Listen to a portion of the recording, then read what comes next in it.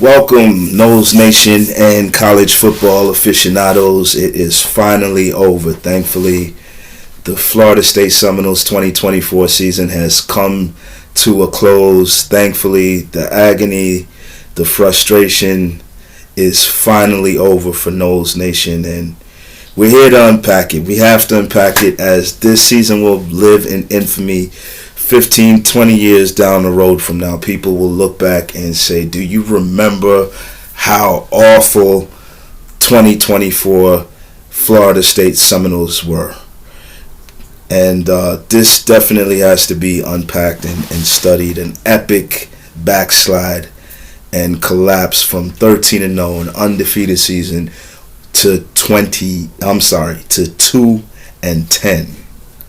Unbelievable. So yeah, we're here to unpack it. What exactly happened? And I thought it was appropriate timing for Deion Sanders to come out during his post-game conference and indirectly call Florida State out, take a shot and call Florida State out by saying that there will be no opt-outs. And I want to say shout out to Coach Prime. No hate here. Obviously a great turnaround. Travis, Shador, Shiloh, all them guys had a great season. It's a great turnaround for Coach Prime, a great look for the Colorado Buffaloes program. Even moving forward, they've gotten a 5-star recruit to replace Shador Sanders as he moves on to the pros. And hats off. I got to take my hats off to Coach Prime. He's still a Seminole regardless of his status with FSU or without FSU. He's still a Seminole legend, and I got to tip my hat. He was doubted, and this was not an easy turnaround, and he got it done in 2 years. I didn't expect it to happen in 2 years.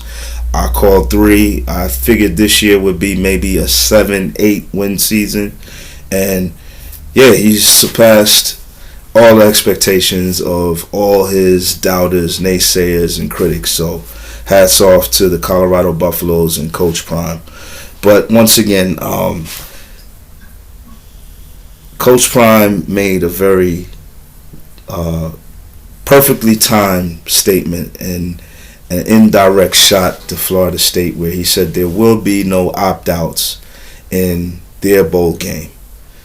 So, and saying, even going no further to say that some teams never fully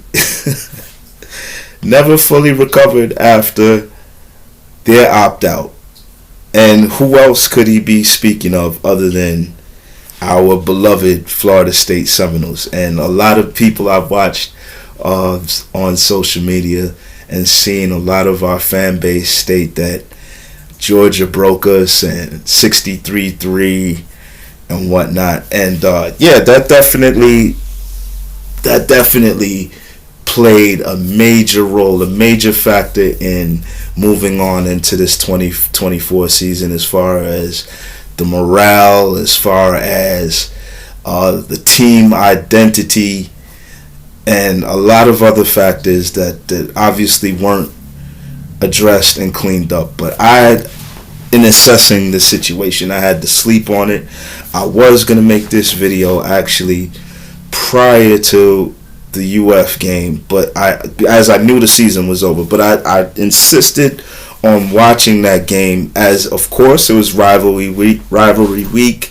I wanted to see how our boys would respond in this situation and how they were looking to close out the season. And also I was interested in the future of our quarterback and Luke Kromenhoek, how he would perform in this situation. So I waited till this was officially over. The game was over, season's over. Post-game analysis were made, post-game addresses were made by the coaching staff and the players and whatnot, and took a night or two to sleep on it and really assess what happened to Florida State in closing that 2023 season. And I came to the conclusion I had to go back yes, I had to go back to our undefeated 2023 season and really assess what happened in fullness. Before we even got to the bowl game, in which obviously our seniors and those who opted for the transfer portal and the NFL draft opted to not play, and subsequently we got our ass handed to us by the Georgia Bulldogs 63-3. So okay, that went down. But going back and looking at our season, there were some glaring holes that were covered up by exceptional talent.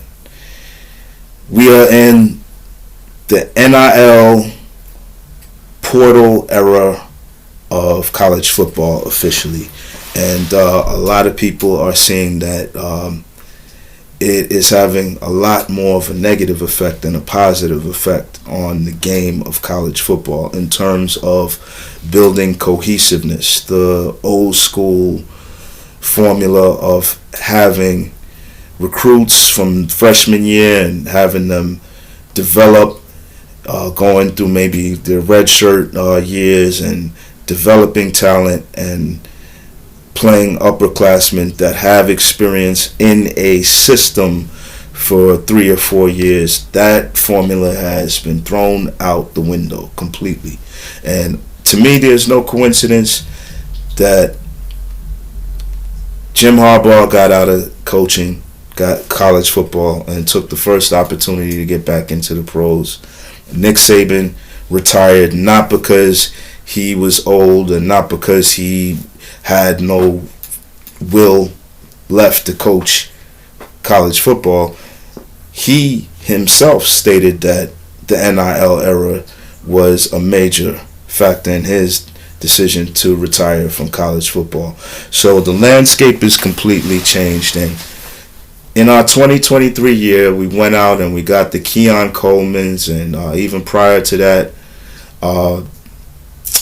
we had the Micah Pittmans, and excellent supporting role players that came through the portal. And obviously Coach Norvell put together a team that was exceptional enough to have an undefeated record. And then subsequently we know what happened with Jordan Travis getting injured and the SEC bias that led us to not be selected into the playoff series last year. Okay, cool. If we look at our 2023 undefeated season and our team with a very unbiased and very objective eye, we see that we had an exceptional defense. And this is why our fan base knew, outside of the college football world that said we had no business being in that bowl series because our quarterback was hurt. That was our most important piece on the board, and without him we had absolutely no chance. And obviously the NCAA wanted the most competitive bowl series or playoff series possible. So that negated us from being eligible from representing last year. Our fan base knew that we had a lights out defense that could go out and shut down anybody in the country. We knew that. But what we didn't have was as strong and as a well put together offense. Our defense put us in very good positions most of the year, and obviously Jordan Travis worked magic. And this is what I'm saying right here. Right here is the focal point of why we ended up being 2-9. There's a myriad of reasons, a plethora of reasons, and any other 3-syllable word that you want to use for why Florida State ended up 2-10 this year. But the core of our issue was our offensive line. And if you look back at a lot of those games, Jordan Travis was on the run, working off schedule, getting flushed out of the pocket, and finding Keon Coleman, finding Johnny Wilson a lot of the times, and making plays, just getting it done with his feet, off schedule, scramble drill, moving the chains on third down. Our offensive line obviously is good enough to create holes for Toafili and Trey Benson to be effective, to where we had a good running game. But this year they just completely digressed. And if you notice, this is something I tell a lot of our fans that seem to forget and just think that we should have just been able to reload off the strength of a 13-0 season, that we should have gotten a bunch of 5 stars, had a top 5 recruiting class, and just been able to just reload and be right back in the picture again. And so to those people I say, look at USC. How good did they look this season without Caleb Williams? Not very good. And they had what I would consider a functional quarterback. A capable quarterback that is more than capable of leading them to a double-digit winning season, but nevertheless that didn't happen. Let's look at Michigan.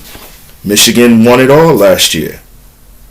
How good did they look after losing J.J. McCarthy and all of those stars that they had on both sides of the ball? Not very good. Barely limping into a bowl game this year.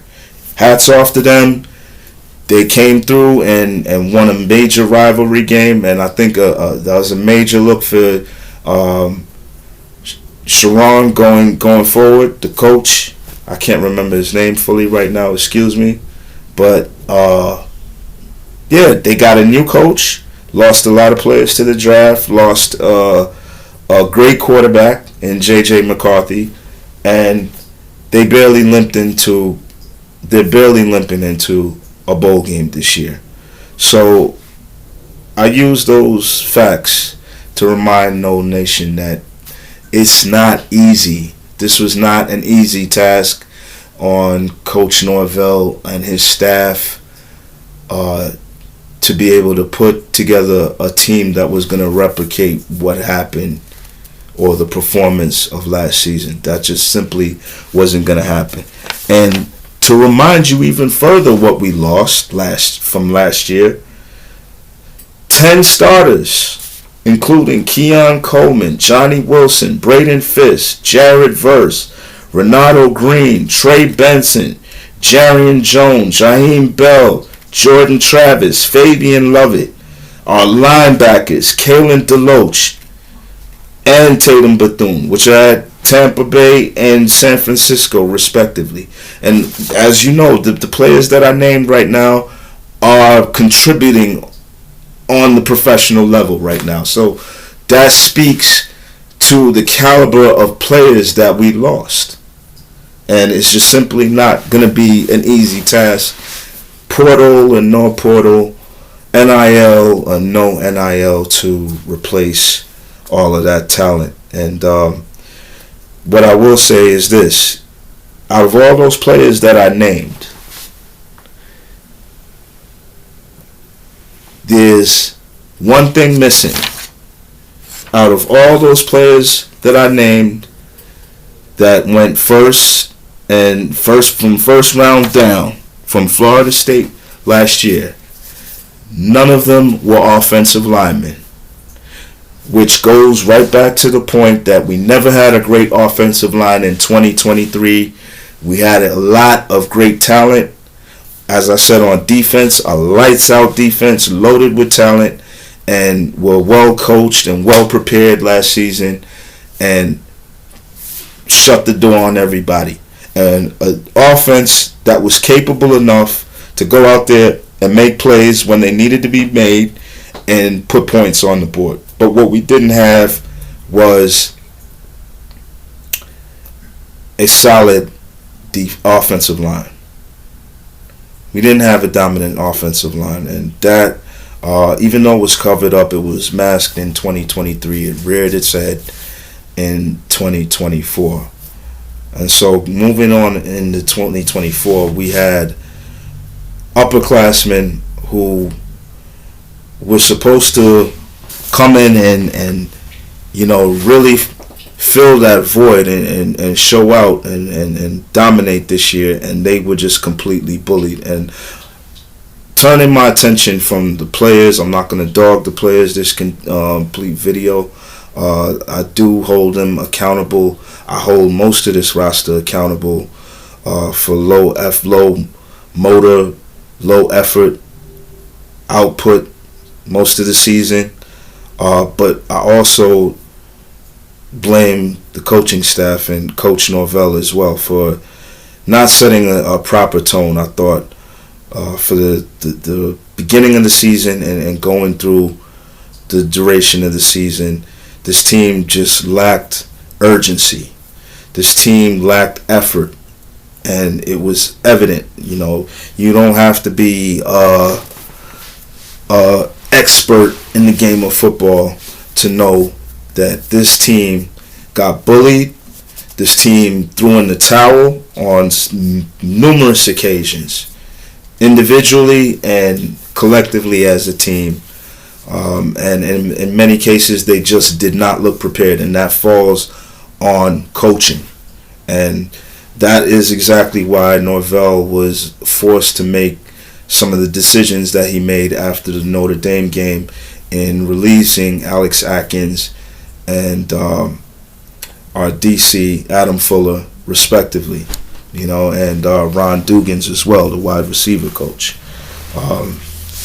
We're just inept in basically all aspects of the game. And during the Gators game, I tried to sit back and observe the game and also go through my mental Rolodex and try to pinpoint things that this team did well. And I found apps outside of our special teams. Shout to Ryan Fitzgerald. Big shout to Ryan Fitzgerald, and I wish him all the best in his future endeavors. And Alex Mastromano, they are a finalist for the Lou Graza Award and the Ray Guy Award, respectively. And I hope they bring that hardware home, especially Ryan Fitzgerald, after what he went through. He had one of the worst freshman years possible. And even the sophomore year was rocky, but these last 2 years, he's just been A1. Same with our punter, Alex Mastromano. He wasn't in much service in the 2023 season, but yeah, his leg was definitely getting that work this season, as our offense was completely inept and just incapable of being able to move the chains consistently. And once again, I turn most of the blame on our offensive line being unable to protect both interior and on the edges. It was just absolutely atrocious. And the telltale sign of an offensive line not being able to protect is consistent pressure in the A gap. As an offensive lineman, you're taught in pass protection, you do not allow anything through the A gap. Reason being, that is the closest route to the quarterback. And so we were unable to protect. And the same thing goes on our edges.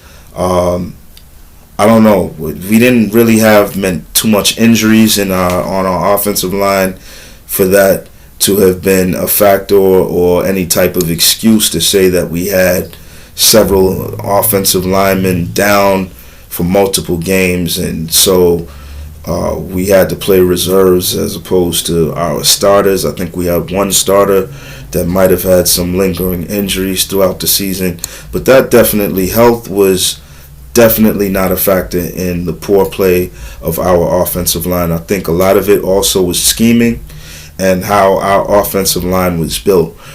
This line, I believe, was built to just get hat on hat, get to the next level, climb to the next level, and just wear teams out. And I would say I've never played offensive line, but based on what I know and based on what I've observed, a major part of offensive line is just having the effort, the wherewithal, the will to say, I'm going out there and I'm moving whoever's in front of me, regardless of what. Day lunch has got to get ate today. I got to make these holes. I gotta make sure that there's nothing coming through my gap. I'm keeping my quarterback clean. It's a mentality. And that goes into coaches not selecting the right players that have that level, that mentality, or that level of physicality and aggressiveness to consistently make that happen. Or B, players just giving in, throwing in the towel, not giving full effort, which I don't want to believe. A lot of these men are playing in this era for their futures, their ability to earn if they move on, if they decide to go into the portal and go to another team, or if they move it on to the NFL, they're going to be scouted. So I mostly assume that these young men go out there and they give their maximum effort and capabilities on every play. But I'm also real enough to know and also cognizant of, just how sports psychology comes into play, and the fact that every guy doesn't have that motor in them. And there's some players that take plays off. And there's some players that don't care as much as other players. And there will be drop-offs in performance just due to those factors. But as far as our offensive line, they just weren't not able to get it done. They were awful, atrocious. Our offensive line play was just egregious throughout the most of this year, and I just feel like it goes into scheming and once again the will to get it done. I don't want to see all of these GT counter, a bunch of pulling and zone blocking. I just wanted to see this team get a hat on a hat. And if you look at the tape, when we just got our guys forward and just calling out their blocks, man to man, hat to hat, climbing to the next level, center climbing to the next level, guard climbing to the next level, we were able to move the ball. We just did not do it consistently. As far as our quarterback situation, the portal, gamble, and this new era of college football free agency is going to be a hit or miss. It's just going to be like you playing dice, you're gambling in Vegas. Sometimes you're going to win and sometimes you're going to crap out. And this year, with our quarterback position, I definitely know. Now I can't even. I was going to say feel. I know that we crapped out this year with DJU. Even the first game, he looked very uncomfortable, and that was a huge red flag to me. Nothing was cohesive, and this has to be on Alex Atkins and Coach Norvell as well. I feel for not having DJU prepared. In that first game in Georgia Tech, everything seemed rushed. Once again, let's keep in mind, line was atrocious, but just the play calling, and this was a major issue that I had with Coach Norvell this year that made me look at him completely different, and that is his inability to adjust when it was necessary, and being able to make either the necessary scheming adjustments or the necessary personnel adjustments. I just felt was completely off this year, both by Alex Atkins and Coach Norvell, even after Atkins was released. Um, we're not at practices, we're not in film rooms, film studies, and the weight room. So, I do try to be very cautious in a lot of my critique. But then there's certain things that you can just see translate or not translate on the field, and it's just black and white.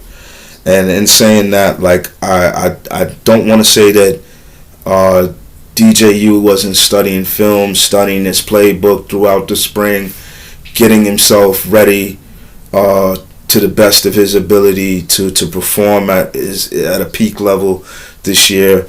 But however the ball dropped, I wasn't extremely excited about DJU's signing back on to Florida State. If you recall, he was originally supposed to be a Florida State Seminole and then ended up at the Ops over at Clemson. And so that never really left a sweet taste in my mouth at all. But then he comes back, and it's cool. He's a fifth-year senior and, 4-year senior, 5-year senior. It seems like he's been around forever. But we're looking at a polished quarterback who has had an opportunity to start both in the ACC and the Pac-10 as it was last year, or Pac-12 with Oregon State. And he had a pretty decent season out there, and he demonstrated that given the right play calling, given the right supporting cast around him, he could be a capable quarterback. And when I say capable, I mean capable of giving Florida State the offense required of winning 10 plus games. I never saw DJU as a Heisman hopeful. I never saw him being able to put up the same stats as even Jordan Travis last year. But what I did see was him being able to manage the offense well enough, take care of the football, and be able to keep our offense potent enough to challenge the upper echelon of the ACC and the country at large. As we know, we see that definitely didn't happen. And so we had to move on after his season-ending injury to Brock Glenn, and then later Luke Kromenhoek. And I guess Trevor Jackson isn't ready yet. I guess he's redshirting this year. But two freshman quarterbacks, or a freshman and a sophomore quarterback. And Brock Glenn, how he was managed was just questionable at best as well. The Notre Dame game, a lot of our fan base will point to and ask, like, what was Norvell thinking in his management of Brock Glenn in that particular situation? But that's neither here nor there. It's quite clear that Brock Glenn was not ready for the spotlight yet. And so we then went to Luke Kromenhoek. What could you expect? At this point, we're at the third guy on the depth chart, and he's a freshman, and we got a shit line. So you would have to be an imbecile to expect him to go out there and put up some world beater numbers. But at best, we expected him to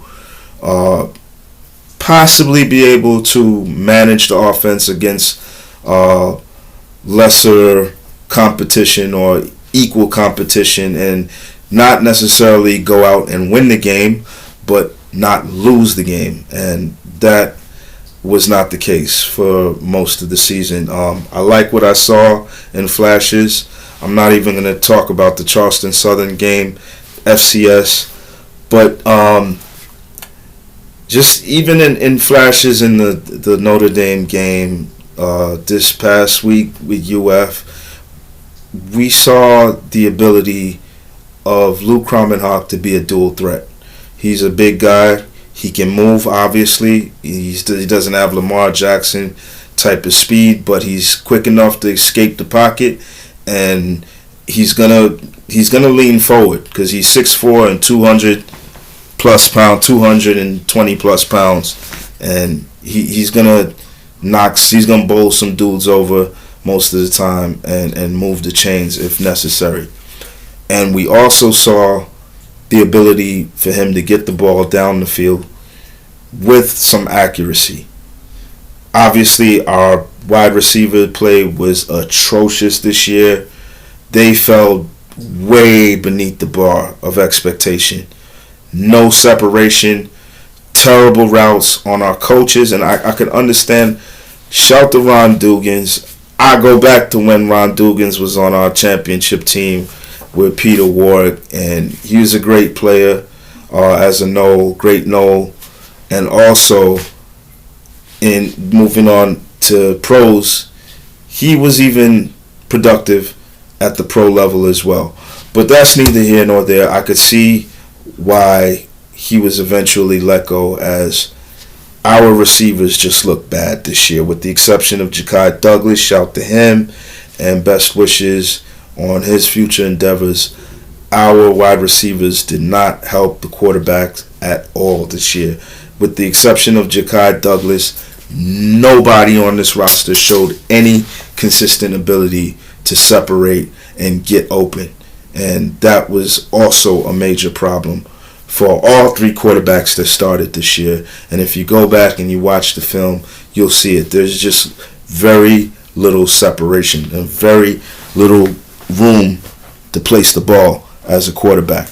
Add that to a pocket collapsing on every other snap, and you just have a disaster. As far as our running game, shout to Lawrence Toafili.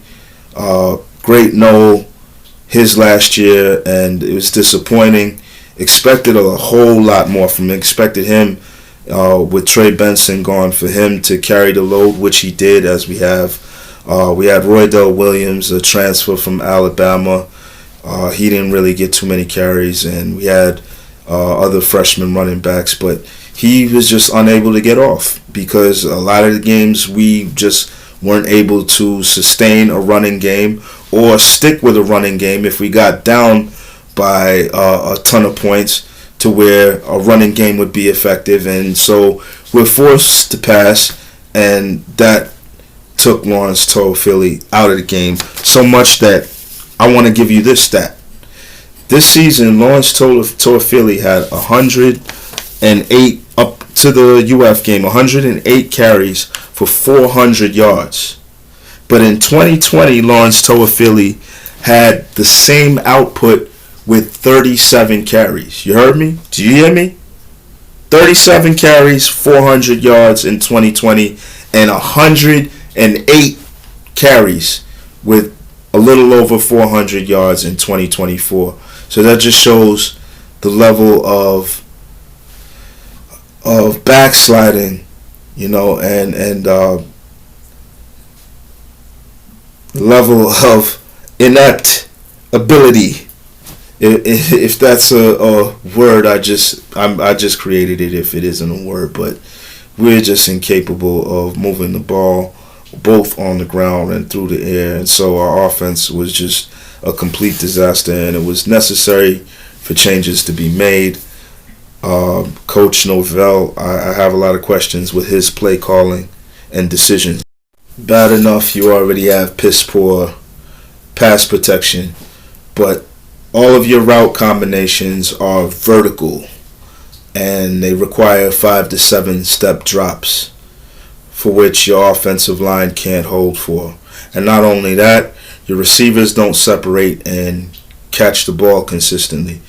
I felt like we could have benefited from running a lot more screen game, a lot more mesh routes, and having more of a West Coast type of offense, instead of asking our quarterback to sit back in the pocket, take 5 or 7 steps back, sit back in the pocket, and wait for routes to develop from receivers who show you consistently week after week that they're unable to create separation and get open?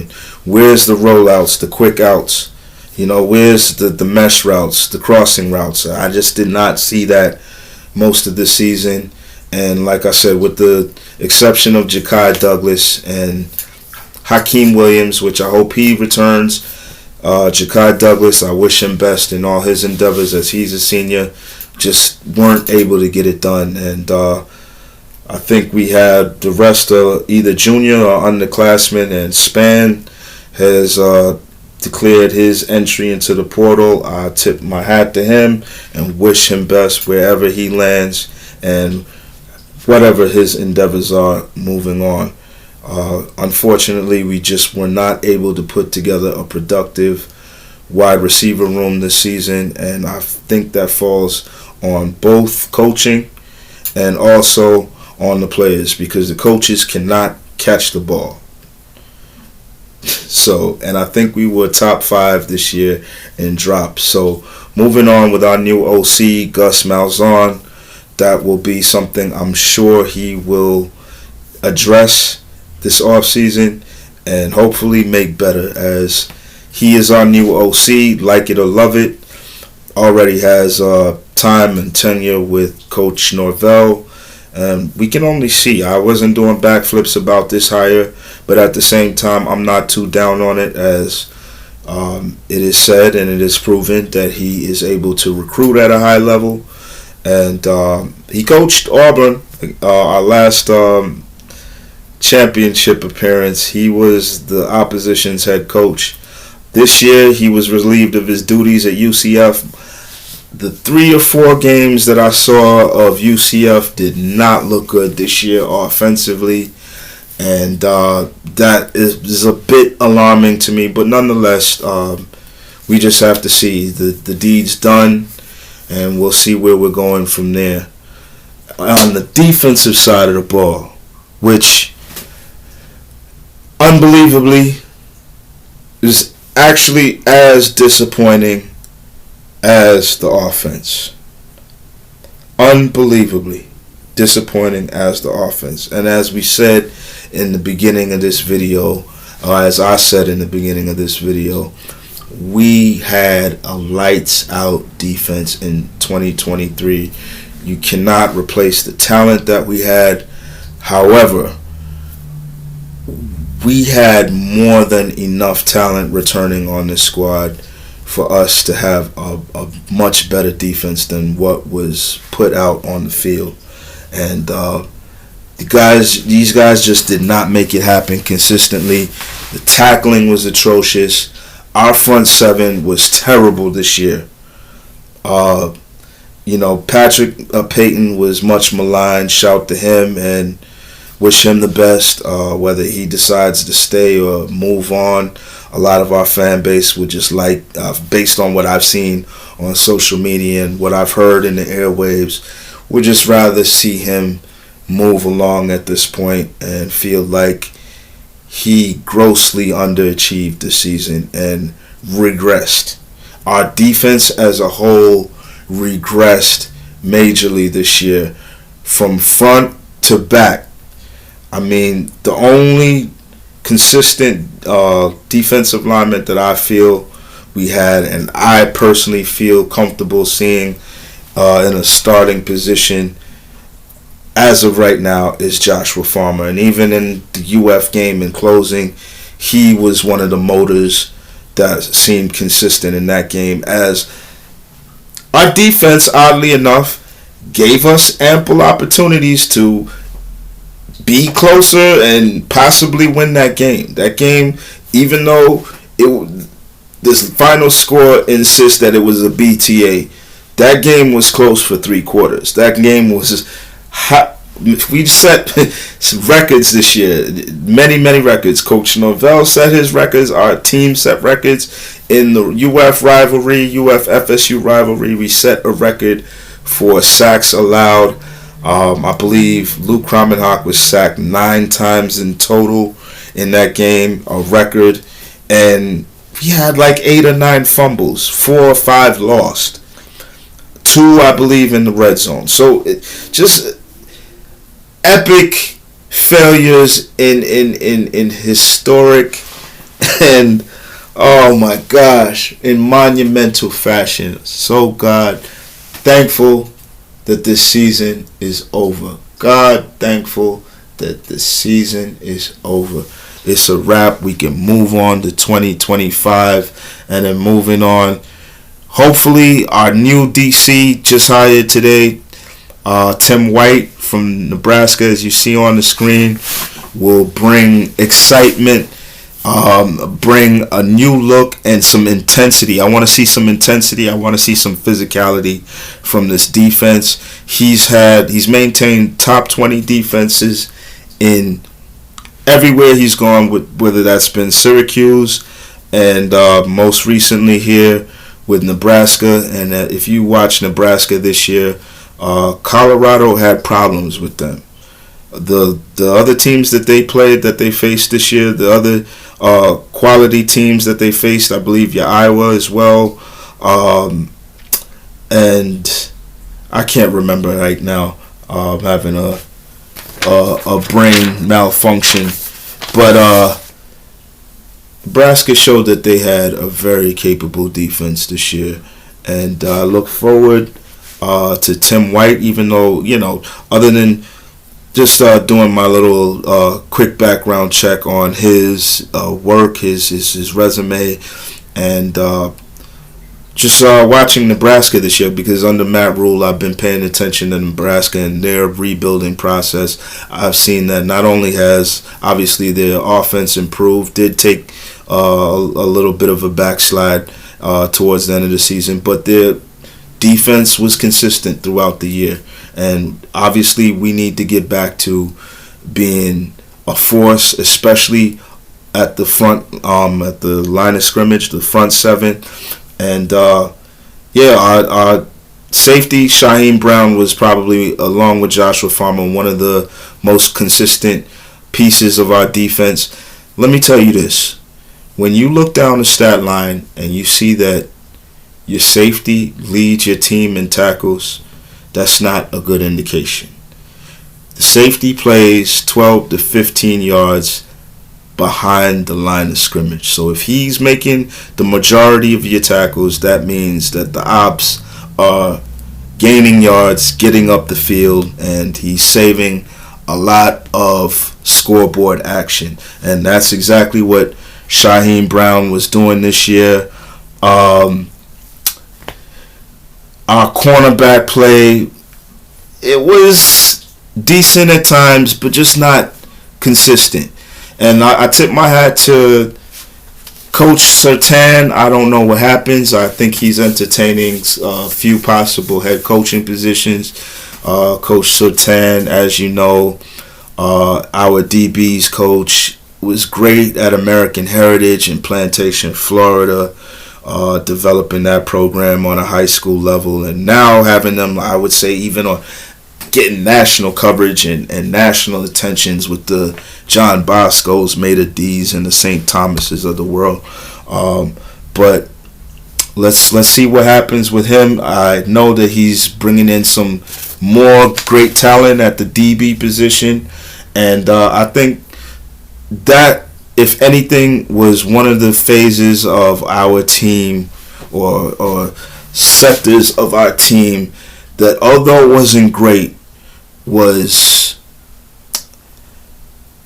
average to a little bit above average. And assessing this whole team, that is remarkable, because the rest of this team was piss poor.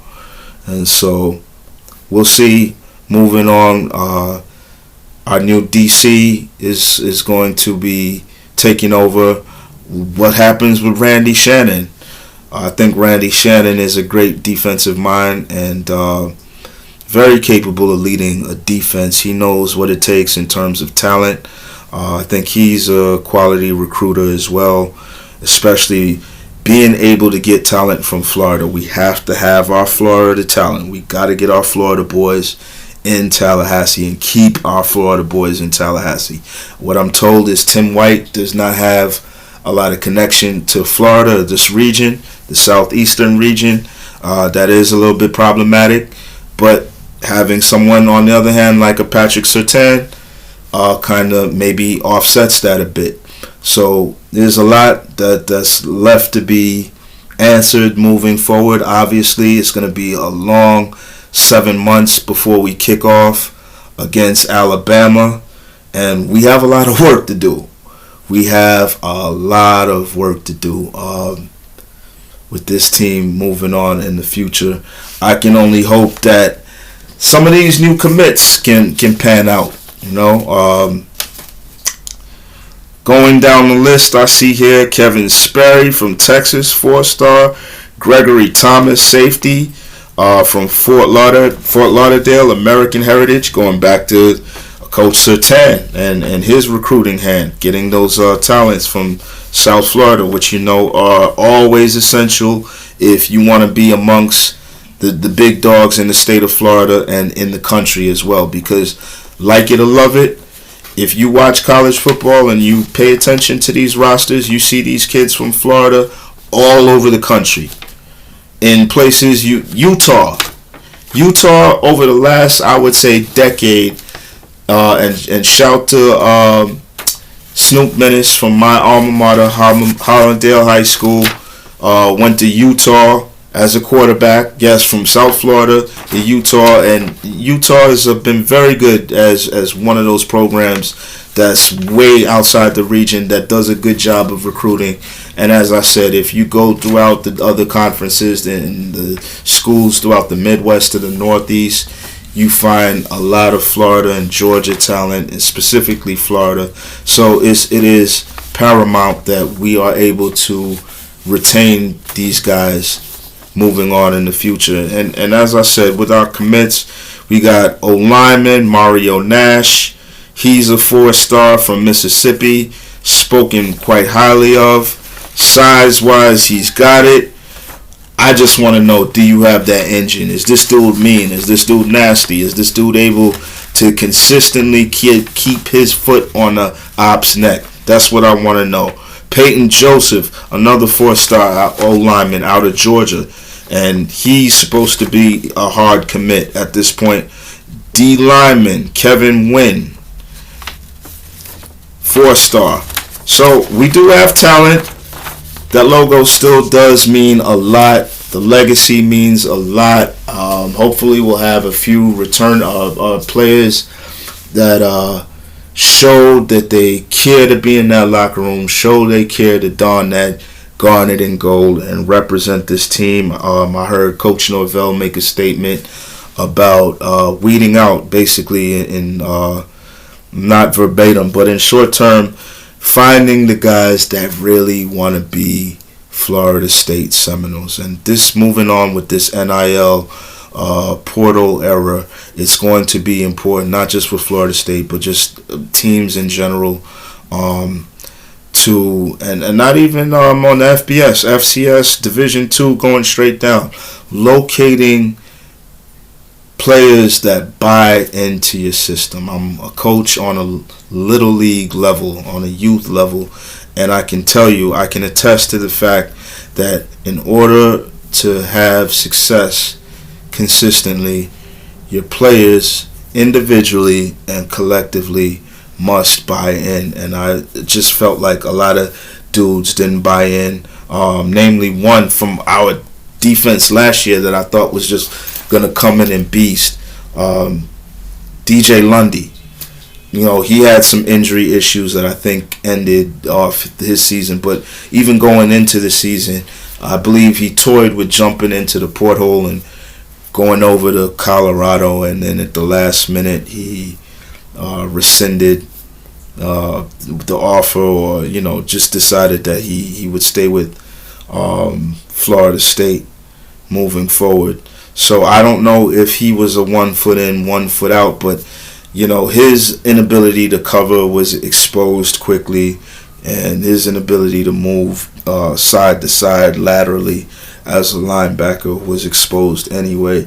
But just didn't get what we expected from him. He had a stellar season 2023, excuse me, and it just expected a lot more. Him to possibly be a vocal leader. This is another thing that was missing. It seemed like there wasn't really too many vocal leaders on this team. I pay a lot of attention to the psychology of the game and the minor details, as I'm aware enough to know that the minor details in turn affect major things happening.